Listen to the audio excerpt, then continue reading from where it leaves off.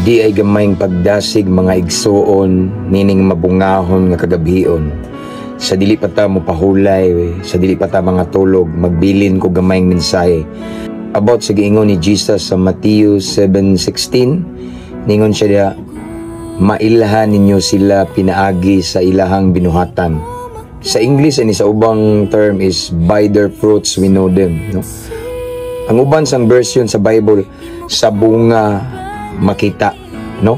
So unsa may gipasabot ni Jesus ana igsoon? Ang gipasabot ni Jesus igsoon ani, dali ra nato mailhan, dali ra nato ma-recognize kung ang usa ka tawo tinuod jud nga nagsunod sa Ginoo. Kung ang usa ka alagad magwawali, tinuod jud nga alagad sa Ginoo. Ingon diha si Jesus igsoon, mailhan ninyo pinagi sa iyang binuhatan or sa bunga. Okay? Unsa man iyang binuhatan, no? Unsa man ang iyang batasan kinaiya? Na-align ba siya ning sibo sa kabubuton sa Ginoo? Sa iyang batasan, sa iyang pagkinabuhi, ingon nga ning claim siya nga Kristohanon, ning sunod ni Kristo, ning claim siya nga naluwas na siya, ning claim siya nga sakto siya, no? Wala man ay problema diha kay pwede man ta mo claim, no? Anybody can say I am a Christian. Anybody can say Kristohanon ko, nagsunod ko ni Kristo, sige kog simba kada adlaw, sakto ko, kabalo ko sa kong gibuhat, naglakaw ko sa kamatuoran.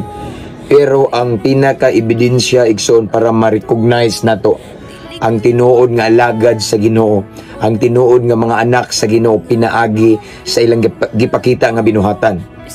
Amen. Dili man na basihan sige kag simba, dili basihan, no? But praise God, sige kag simba at the same time ang imong binuhatan ning reflect jud si Lord. Amen. Kaya ako na ning balik-balik mga igsoon, kung mo claim ta nga si Lord, si Kristo nga atong punuan, masugot tag sa dili makita gyud ni siya, makita gyud na siya sa tuang binuhatan. Amen, no? Mao ning ingon diri mga igsoon, si Jesus mismo ang atong gisunod. By their fruits we know them. Sa bunga, sa binuhatan mailhan ninyo kung kinsay ako o kinsay against nako. No? Sa binuhatan nila ma-recognize ninyo, diha ninyo may baluan kung kana siya ako ba ng mga kaanakan, ako ba ng mga alagad or dili. No? So in other words mga igsoon, dili magbase ang istorya, dili basihan ang sinultian, unsa ta kamaayo mo saysay og Biblia, no? Unsa ta kamaayo mo ampo, no? Memorize ba nato ang Bible, ang mga pagtulunan sa simbahan? Grabe ta kayo ka ibutang talag devoted, no? Pero sa binuhatan ta magdaog, no? So diri ta magbase sa binuhatan. Ingon si Jesus igsoon, dili mo basta-basta mailad malipat. Amen.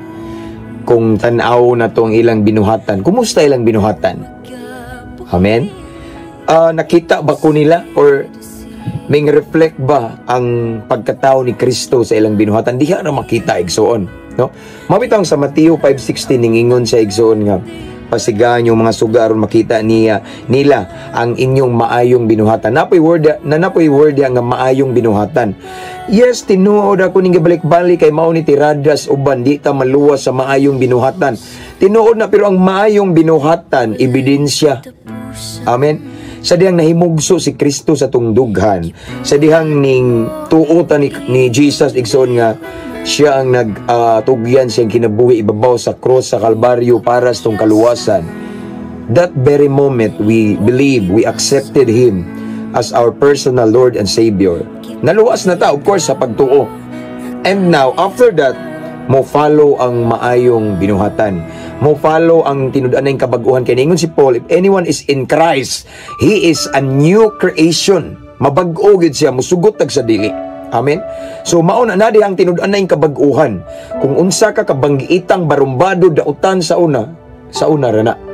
Na kay Kristo, ning sunod na ka ni Kristo, bag-o na kang binuhat. Mao na ningon Jesus igsoon, dali rin ninyo may baluan ang akoa. Dali rin ninyo ma-recognize. No, dili mo mailad. Mailad mo sa baba, nagdepende mo sa istorya, pwede mo mailad sa kanindot mo istorya o sa aripan ni sa negosyo, sell stock ba, no? Maayo kayo. May kamidag istorya pero dili magbase igsoon. Dili basihan nga maayo ta mo storya, mo saysay o Biblia nga tinuod ta nga mga followers ni Kristo. Because according to Jesus Christ, ingon siya, sa bunga makita, by their fruits, ilang binuhatan, no? Kay ako na nagabalik-balik igsoon, dili man ta manaway, pero sa bunga ginamagdaog makita, no? Nowadays, daghan kay maayo mo saysay og Biblia, debate diri, debate dito, lantugi diri, lantugi dito, pero ning sekreto og check-in kay naday kabit, wa kay bawang asawa, wa kay bawang bana. So inga na ba ang binuhatan sa mga ning sunod ni Kristo? Kana nga mga binuhatan igsoon ning reflect ba ang kinaiya ni Kristo? Pastor, brad, ayaw mi hukmi. Dili man mi perpekto. Yes, dili ta perpekto. Yes, I know that. Dili ta perpekto pero gitagaan tag igong kaalam ni Kristo pag ila sa dautan ug maayo. It doesn't mean that we are not perfect o yuan na to pagbuhat ang dili maayo kay balontas kamatuoran. Amen. So mo na ingon ni Jesus igsoon, bantayi, no? Studyohe. I-surveillance ang binuhatan. Ayaw believe anang maayo mo story. No, pwede rin siya magkapahapa, ludloko dia, isa-isa sa kamot, hilak-hilak, pero ayaw ka-impress ang gusto ni Lord igsoon, tanawa ang binuhatan ng kinaiyang batasan, ng iyang lifestyle, ang iyang pagkinabuhi, ingon nga Kristohanon, ingon nga alagad sa Ginoo. Tanawa sa, no? Ang iyang binuhatan na align ba sa pulong sa Ginoo? Diha nato igsoon, may bawuan ang tinuod. Kung kana siya iya ba sa Ginoo, duharam na or iya sa demonyo. Apan dili ta maila digsoon kung naata sa bunga, sa binuhatan, sa pagkinabuhi nagtan-aw. Kung iyang gipakita nga pagkinabuhi, makita si Kristo. Ang iyang kinabuhi panalangin, maayong ehemplo, maayong sulundon igsoon. Klaro na, diha man ning bunga. Amen. Kay kung kinsa ang punuan niya, ning bunga manaliwat ra siya, no? Ang anak maliwat din sa amahan. Amen. So kung mo claim ta nga siya ang atong amahan, maliwat jud makita siya sa atong binuhatan. Ana ra, no? So igsoon sa iyo na pag-angkon, sa iyo na daghang kay sige sila debate dito, lantugi dito ug di ko mag-apil ana. Amen. Kay ko nga ang ako ay igsoon na akong prinsipyo ato ang palihokon atong binuhatan. Unya atong tugutan ang atong mga silingan nga mo ay mo istorya bahay tungod nato. Pwede ram tamingon ako Kristohanon ko, ako alagad ko sa Ginoo, pero how about our neighbor? Silingan atong mga kaila. Kay na bless ba sila nato? No? Kay mao nay una. Amen. Mao nay una musulti tinuod. Again igsoon ang timaan or ilhanan. Dali ra nato ma-recognize ang tinuod nga ning sunod ni Kristo alagad sa Ginoo. Ingon si Jesus, Mateo, ako pong gikuan ganina igsoon, Mateo 7:16. Mailhan ninyo sila sa ilang binuhatan, no? Sa bunga makita, by their fruits we know them.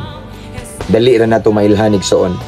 Kung kanang tawhana tinuod nga ning sunod ni Kristo, ug kanang tawhana tinuod nga alagad sa Ginoo, kay sa ilang binuhatan or sa ilang pagkinabuhi makita gina si Kristo.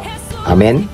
Panalangin sila, mayong ehemplo, mayong sulundon.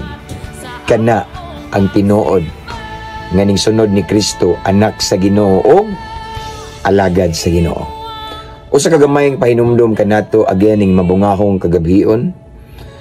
Ampo, amping, abanti ta kanunay mga igsoon para sa kay mayaan sa Ginoo. To God be all the glory. God bless everyone. Good night.